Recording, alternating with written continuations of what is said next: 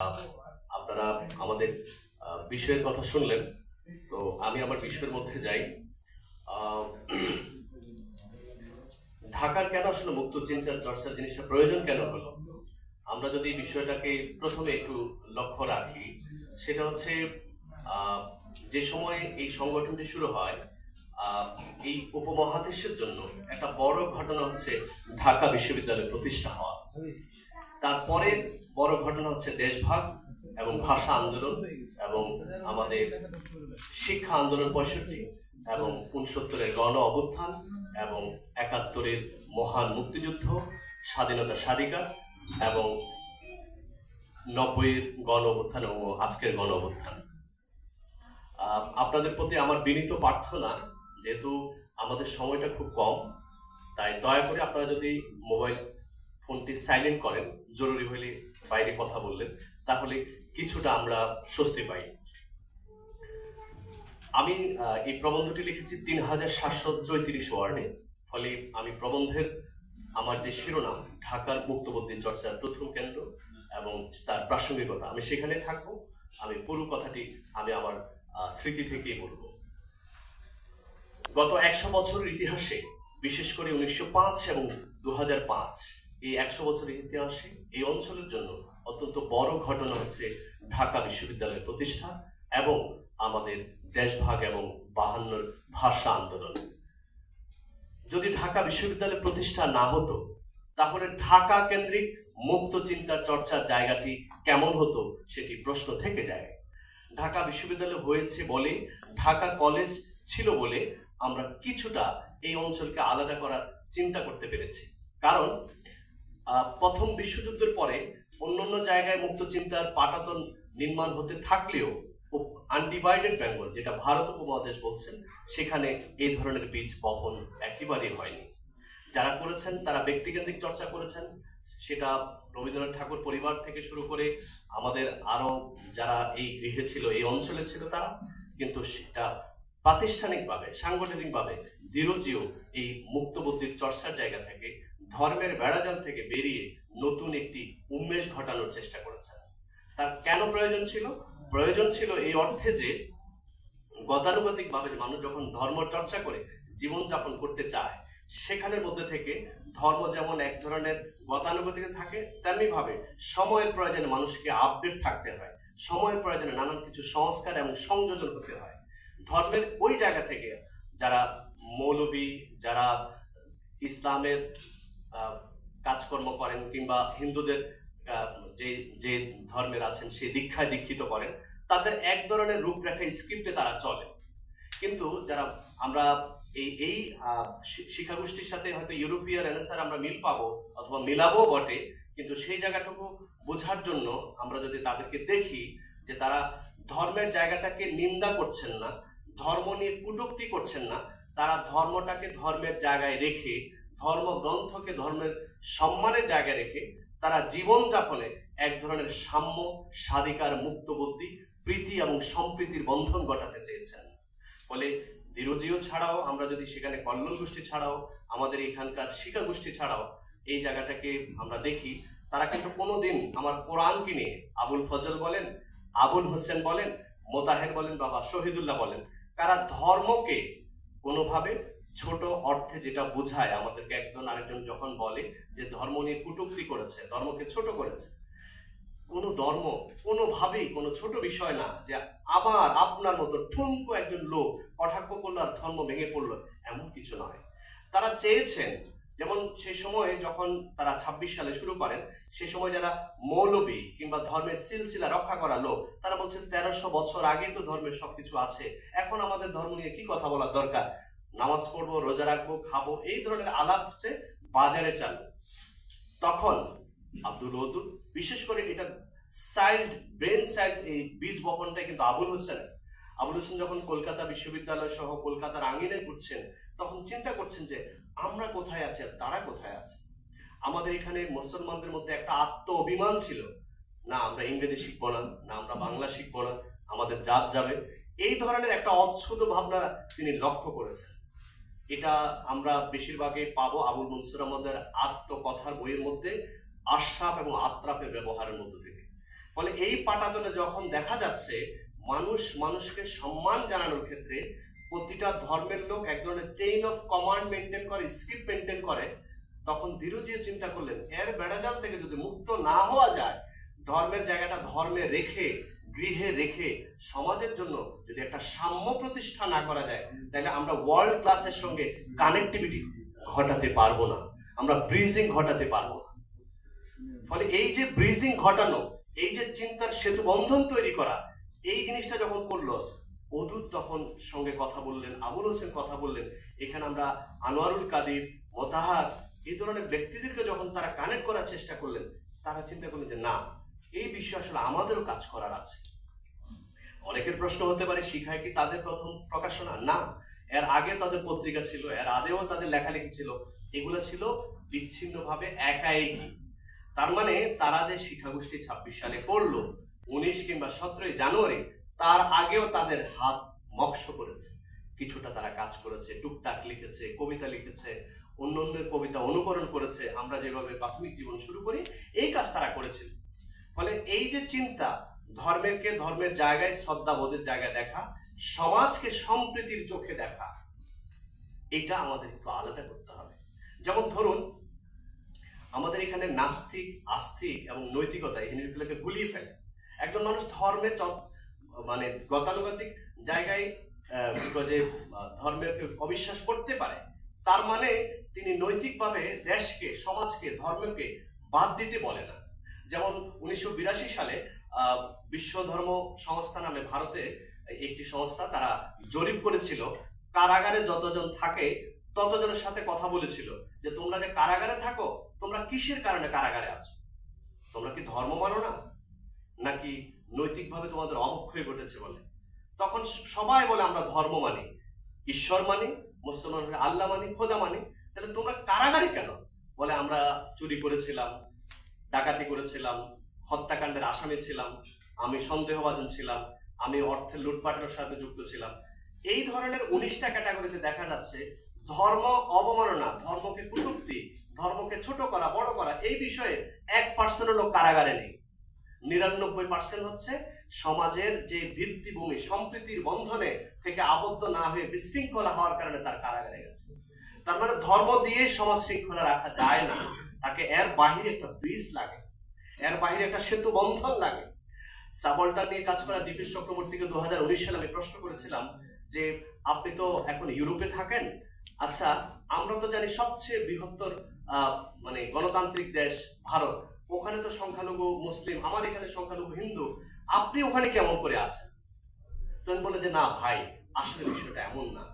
এখন ভারতে মুসলমান সংখ্যালঘু না, বাংলাদেশে হিন্দু সংখ্যালঘু না, সংখ্যালঘু হচ্ছে সে যে সম্প্রীতি প্রিয় ভালো মানুষ, প্রীতি প্রিয় ভালো মানুষ হতে চায়, ভালোবাসা দিতে চায়, শুভেচ্ছা প্রিয় দিতে চায়, শুভেচ্ছা প্রীতি দিতে চায়, এরা হচ্ছে সংখ্যালঘু। একটা উদাহরণ দিই, বাংলাদেশে 54 বছরে এখনো সংস্কৃতির বাজেট 1% হয়নি, অথচ আমাদের এই ধরনের আমাদের একজন সামরিক অফিসারদের কাঠামো, তাদের জীবনযাপন, কত পার্সেন্ট বাজেট আমার রাজস্ব বাজেটে কত খাট আপনি দেখেন। বাংলাদেশের মতো, ঢাকার মতো অঞ্চলে এত কম মানুষের আয় রোজগারের মধ্যে জলসিঁড়ির মতো একটা হাতি আমরা পালতেছি।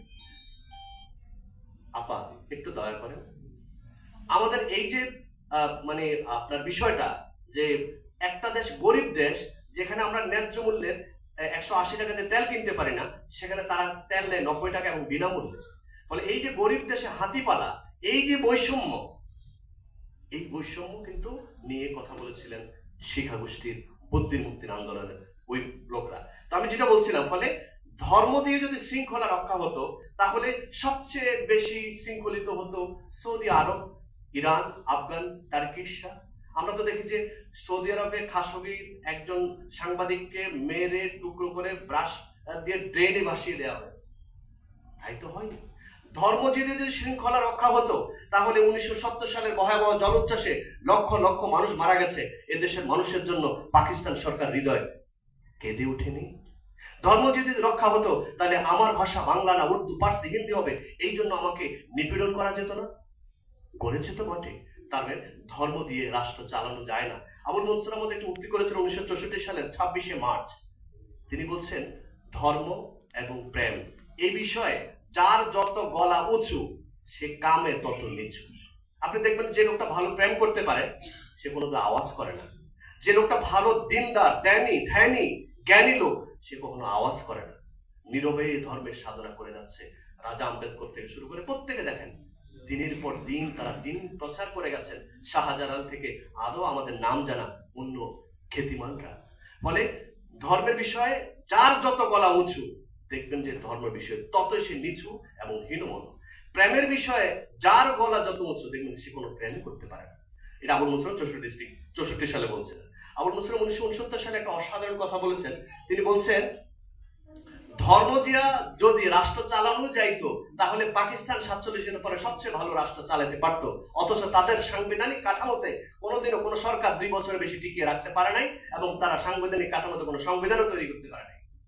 তার মানে ধর্মশাসিত রাষ্ট্র না রাষ্ট্রশাসিত ধর্ম?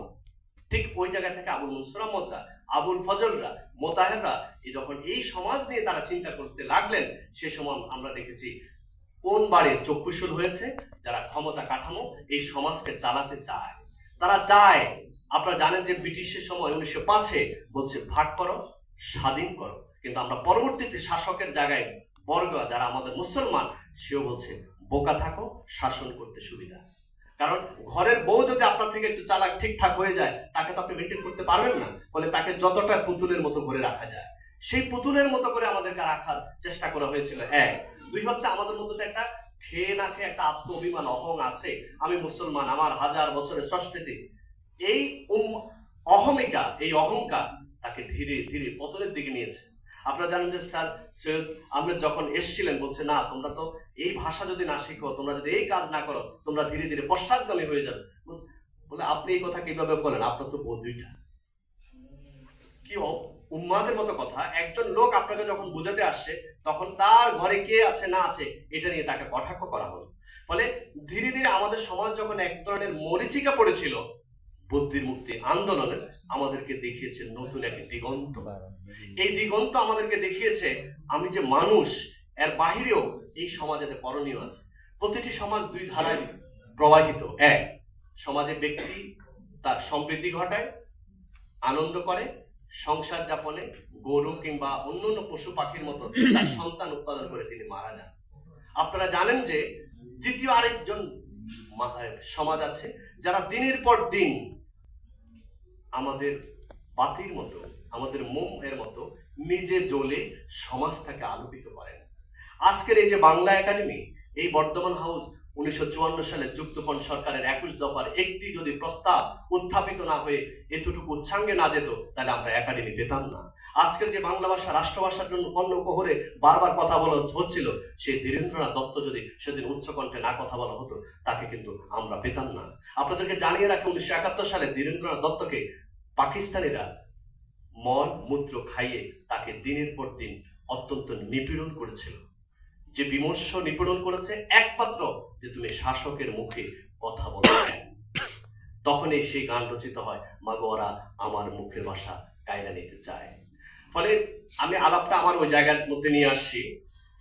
আপনারা দেখবেন যে আমাদের এখানে একটা বড় অংশের এটা জেনে কিংবা না জেনে বলে মুসলিম সাহিত্য সমাজ মানে এটা একটা ধর্মীয় বিষয়, এখানে শুধু মুসলমানদের কথা বলা হয়েছে না। আপনারা যদি মোহিতলাল মজুমদারের স্টেটমেন্ট শোনেন, শিবনারায়ণের স্টেটমেন্ট দেখেন, অসাধারণ স্টেটমেন্ট। শিবনারায়ণ রায় ইন্ডিয়ান টাইমসে লিখছেন, this wonderful movement is undivided Bengal.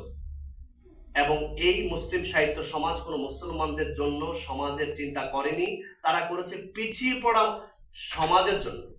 আপনারা জানেন যে এই 24, 25, 26 সালেও ভারতের অনেক প্রদেশে শ্রেণী প্রশ্নে অনেক নমসূর্যটা বাজারে যেতে পারে না। আজকে কিন্তু আমার বাংলাদেশে সেটা নেই, ফলে আমরা অনেক দূর আপডেট করেছি। ঠিক সেই সময় কিন্তু আশরাফ এবং আত্রাফের জন্য আমাদের আবুল হোসেনদেরকে যে টিপসই দিতে হয়েছিল, এটাই একটা কারণ যে শ্রেণী প্রশ্নে তুমি কোথাকার কোন জিকর গাছা যশোর থেকে আইসা তুমি আমার ক্ষমতা নিয়ে প্রশ্ন করো, তুমি কোন হে?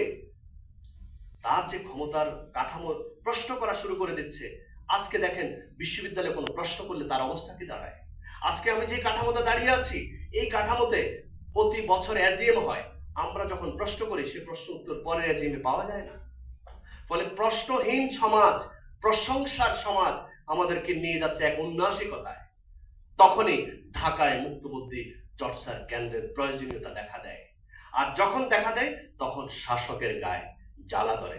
আপনারা জানেন যে শাসককে কত 15 বছর আমরা সহ্য করেছিলাম, তার এক একটা সংবাদ সম্মেলন ছিল তেলে ভরপুর, ঘেন্না লাগতো। প্রতিটা প্রশ্ন ছিল, আপা আপনার তো নোবেল পাওয়ার কথা, এটা কি আপনি প্রস্তুতি নিচ্ছেন? আমাদের প্রশ্নহীন এই যে সমাজ, বিশ্ববিদ্যালয়ে যে শিক্ষার্থী প্রশ্ন করে শিক্ষককে, তাকে মার্ক কম দেওয়া হয়, তাকে অ্যাসাইনমেন্টে এত বেশি কঠিন বিষয় দেওয়া হয় যেন সে উত্তীর্ণ হতে না পারে। যাই হোক, আমি প্রায়োগিক জায়গায় বলছি, দয়া করে আপনারা আমাদের বন্ধু যারা মুরব্বী আছেন, আনোয়ার ভাই, শামসুজ্জোহা ভাই, আমাদের ইসরাইল ভাই, আমাদের অভিভাবক, আপনাদের বইয়ের ভার আমরা বহন করব। যদি টুকটাক আপনার প্ল্যান কিংবা প্লট থাকে, এটার মালিক হবে আপনার সন্তান, কিন্তু আপনার চিন্তার উত্তরাধিকার আমরা, আব্দুল ওদুদের চিন্তার উত্তরাধিকার আমরা, আবুল হোসেনের চিন্তার উত্তরাধিকার আমরা। তাই আমরা বলতে চাই, আপনারা এই শুধু আবুল হোসেনের শিক্ষাগোষ্ঠীর কীর্তন করার জন্য আমি এখানে আসিনি। আমি এসেছি ওদের সূত্র ধরে আমার সমাজকে কিভাবে উন্নয়ন করা যায়, আমার সমাজে একজন মানুষকে, ময়মনসিংহে একজন মাত্র 13 মাস বয়সী তার সন্তান আছে, এরকম একজন পুরুষকে যেভাবে মেরে আগুন দেওয়া হয়েছে ধর্মের নামে, কটূক্তি করার নামে, এটা কোনো সভ্য সমাজের চিত্র হতে পারে না। এটা কোনো সভ্য সমাজের চিত্র হতে পারে না। আপনাকে পছন্দ করে না বলে আপনার ঘরে আগুন লাগিয়ে দেব।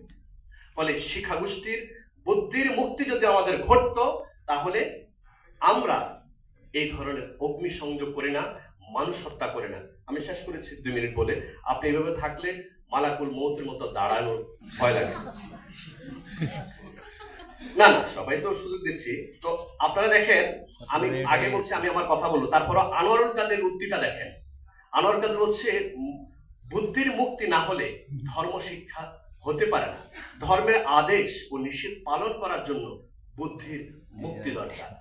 বুদ্ধির অভাবে আমাদের ভিতর প্রকৃত ধর্মভাব লোপ পেয়েছে। এখন গোড়ামি আমাদের ধর্ম হয়ে দাঁড়িয়েছে। 8 নম্বর বাসে শাহবাগ থেকে বাংলা মোটর মূল ভাড়া 8 টাকা। আমি তাকে 8 টাকা ভাঙতে দিলাম, বলে যে না, সবাই তো 15 টাকা দেয়, আপনি কেন দিবেন? সবাই দেয় বলে সেটা ধর্ম না। তোমার ন্যায্যতা যা তাই সবাই পালন করে বলে এটা আমার ধর্ম হতে পারে না। 1970 সালের 3 মার্চ প্রিন্সিপাল ইব্রাহিম খাঁ একটা চিঠি লিখেছিলেন। সে চিঠি ছিল ফিলিস্তিনি ফরিয়াদ নামে। তিনি বলছেন, এই ফিলিস্তিনকে রক্ষা করিতে পারিবে না। ঘরে ঘরে, ধর্মশালায়, মসজিদে মন্দিরে শুধু প্রার্থনা করিয়া ফিলিস্তিনকে রক্ষা করিয়া যায় না। যতক্ষণ পর্যন্ত তোমরা জ্ঞানে, গুণে, বিদ্যায়, মেধা, মননে উপরের দিকে না যাও, ততক্ষণ পর্যন্ত তোমার ফিলিস্তিন রক্ষা হইবে না। আনোয়ারুল কাদের যে কথা বলছে 27 সালে, ইব্রাহিম খাঁ 70 সালে বলছে, আবুল মনসুর আহমদ 74 সালে আবার বলছে, এই দেশ রক্ষা হইবে না যতক্ষণ পর্যন্ত ধর্মের উন্নাসিকতা বন্ধ না হয়। প্রিন্সিপাল আবুল কাশেম কিংবা আমাদের এই বাংলা একাডেমির যিনি সন্তান হারানোর বলছে, হারানোর পরে বলল, আমি কার কাছে বিচার চাইব? যে নিজেই যে খুনি, তার কাছে কি বিচার চাওয়া যায়? বলে এই যে তার বুদ্ধি, এই যে তার বিবেকের মধ্যে থেকে সমাজকে ছাড়িয়ে দেয়া, এটা আমাদেরকে নতুন এক দিগন্তের সাথে পরিচয় করিয়ে দেয়। আবুল কাশেম ফজলুল হকের গত 50 বছর কেটেছে আব্দুল ওদুদের শাশ্বত বঙ্গ সহ এই মুক্তির আন্দোলন করে। আমরা কি সেই সমাজটাকে দিয়েছি? আমি শেষ করছি ওই আলাপটা বলে, আজকে আমরা গর্ব করি 71 নিয়ে, আজকে আমরা গর্ব করি 52 নিয়ে, আজকে আমরা গর্ব করি আমাদের 90 এবং 24 নিয়ে। আমরা কোনোদিন ভেবেছি প্রতিটি আন্দোলনে বুদ্ধির মুক্তি ঘটেছে, প্রতিটি আন্দোলনে বুদ্ধিভিত্তিক সমাজের সহায়তা লেগেছে, গান লেগেছে, কবিতা লেগেছে। আমাদের আবু সাইদ, মুক্ত, হৃদয় তরুয়া, নাইমা সুলতানাদের প্রত্যেকটি শহীদের বায়ুতে ছিল কবিতা, গান, স্লোগান। বুকে আমার দারুণ ঝড়, বুক পেতেছি গুলিকর, দেশটা কারো বাপের না, এই কথাটাই আব্দুল ওদুদ আবুল হোসেনটা বলেছিলেন 1926 সালে। সুতরাং এখনো বলছি, দেশটা কারো বাপের না। সুতরাং বাংলা একাডেমিও কারো বাপের না, এটা আমাদের একাডেমি, আমরা পরিচালনা করব বুদ্ধির এবং মুক্তি দিয়ে। আজকে কি সেটা হচ্ছে? হচ্ছে না। আমি শুধু একটা পরিসংখ্যান আপনাদেরকে জানিয়ে শেষ করছি। এই পরিসংখ্যান হচ্ছে 1971 পর থেকে আমরা কতজনকে হত্যা করেছি ধর্মের নামে, সেই পরিসংখ্যানটা আপনাদের দিয়ে যায়। বিশেষ করে আনোয়ারুল কাদের, ইসরাইল খান এবং শামসুজ্জোহা কাজে লাগবে শামসুজ্জামান সাহেবের। শামসুজ্জামান শামসুজ্জামান আসলে এক জামানকে হারিয়ে আরেক জামানকে এখন হৃদয়ে নিতে পারেনি। 1971 সালে আমরা 1112 জনকে বুদ্ধিজীবী হত্যা করা হয়েছে 9 মাসে। 1971 সালে 1112 জনকে বুদ্ধিজীবী হিসাবে হত্যা করা হয়েছে, যারা গান লিখতো, যারা কবিতা লিখতো, যারা সংবাদপত্রে সংবাদ চর্চা করত। 2024 সালে আমাদের প্রায় 9 জন নির্মমভাবে নিহত হয়েছে কথা বলার কারণে। 2013 থেকে 2016 সালে 9 জন ব্লগারকে নির্মমভাবে হত্যা করা হয়েছে। একজন প্রকাশক ফয়সাল আরিফিন দীপন, যিনি বাংলা একাডেমির বর্তমান সভাপতি, তার সন্তানকে হত্যা করা হয়েছে মুক্তবুদ্ধি চর্চার বই প্রকাশ করার কারণে। 2017 সালে তারা 109 জনের হিট লিস্ট করেছে যারা মুক্তবুদ্ধি চর্চা করে। 2024 সালেও ফরহাদ মজারকে বলছে তার কল্যাণ চাই।